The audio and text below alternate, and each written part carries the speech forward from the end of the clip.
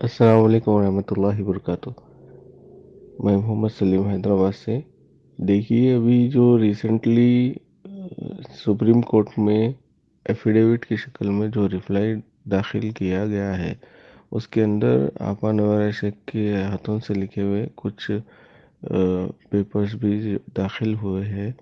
उसके अंदर साफली clearly mention है कि आपा नवारा शेख ने प्रॉमिस किया है सुप्रीम कोर्ट ऑफ इंडिया में कि जो भी हीरा ग्रुप के कस्टमर्स है, और रही बात ये जो कस्टमर्स की बात, मैं आप लोगों को क्लियरली बता दूं कि हमने वहाँ पर कंपनी में यूनिट परचेस करते थे। जैसे 1 लाख पे हम 4 यूनिट परचेस करते थे, तो 25,000 का एक यूनिट रहता था।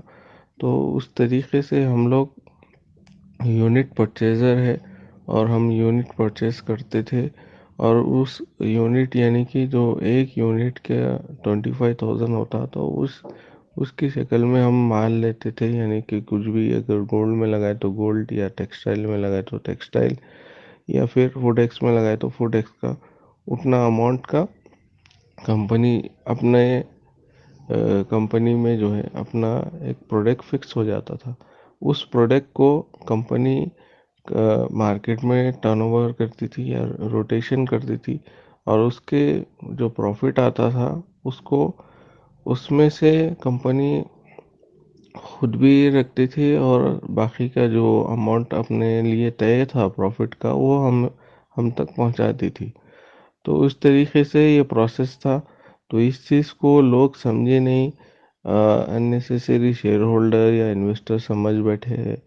तो ऑलरेडी हमारे जो सर्टिफिकेट्स है उसमें यूनिट परचेजर हम मेंशन किया हुआ है। आप लोग पढ़ सकते हैं अपने अपने सर्टिफिकेट निकाल कर, वो देख लीजिए आप लोग। और रही बात कि आप आए बात आईबीजी नंबर या फिर जो चीज़ बताना है, तो इस चीज़ से लेके आप लोग परेशान मत होइए, क्योंकि कुछ आपा के ऊपर फॉल्स और फेक एफआईआर्स दर्ज हुए हैं उस तरीके से।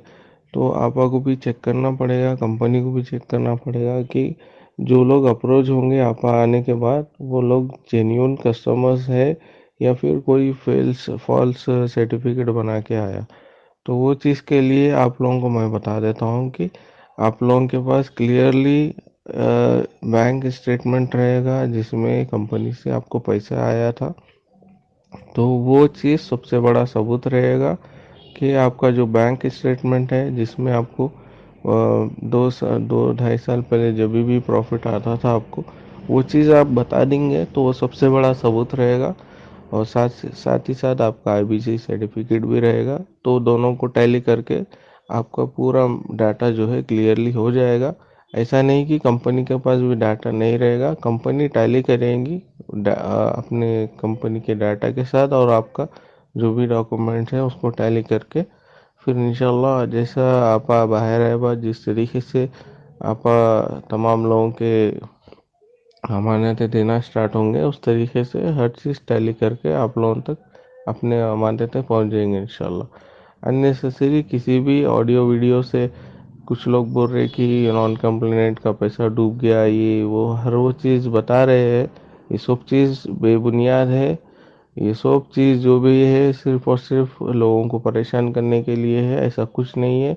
आपा ने हमेशा राइटिंग में और रिटर्न में दिया है, और साथ ही साथ एडवोकेट भी वहाँ पर कोर्ट में आर्ग्यूमेंट में यही बोलते हैं कि हमारे क्लाइंट को एक बार रिलीज करो, हम सबका पैसा दे देंगे। और यहाँ पर तेलंगाना हाई कोर्ट में भी जो लोग आए थे वो लोग भी गवाह है कि यहाँ पर भी तेलंगाना हाई कोर्ट में अपने एडवोकेट यही बोलते थे कि एक बार हमारे क्लाइंट को रिलीज करिए, हम ये जो टाइम लिमिट बताए हैं उसके अंदर ही इंशाल्लाह सबका पैसा दे देंगे। तो आप इनके उनके बातों में मत आइए, ऐसा कुछ नहीं है। रही बात कंप्लेनेंट की, कंप्लेनेंट का पैसा कोर्ट में जमा होगा, और कोर्ट में उन लोग को साबित करना पड़ेगा जो एलिगेशन लगाए हैं आपा के ऊपर।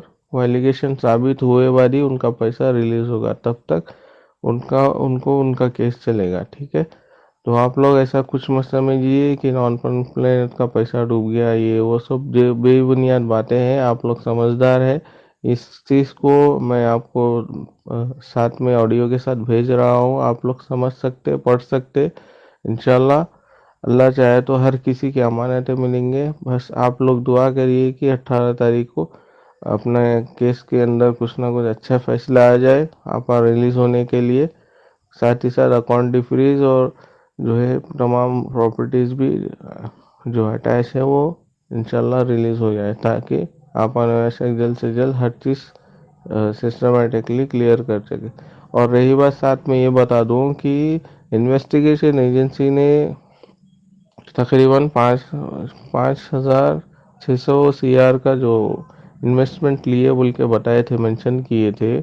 उसके साथ ही साथ जो है इन्वेस्टिगेशन एजेंसी ये भी बताई है कि 3,600 CR का कुछ अमाउंट जो है कंपनी रिटर्न भी कर चुकी है। तो इसका मतलब ये है कि कंपनी इतना अमाउंट रिटर्न भी कर चुकी है। तो इसका ये मतलब नहीं कि हम सबके अमाउंट रिटर्न हो गए। तो कंपनी देखेंगी किसका रिटर्न हुआ, किसका गोल्ड की शक्ल में सेटलमेंट हुआ है, आप अरेस्ट हुए हो स्टार्टिंग में, हर चीज़ देख के जिसका भी सेटलमेंट नहीं हुआ उन सबको तो अमानत देगी कंपनी। आप लोग इनके उनके बातों में आने की कोई ज़रूरत नहीं है। ठीक है। अस्सलाम वालेकुम रहमतुल्लाहि व बरकातहू।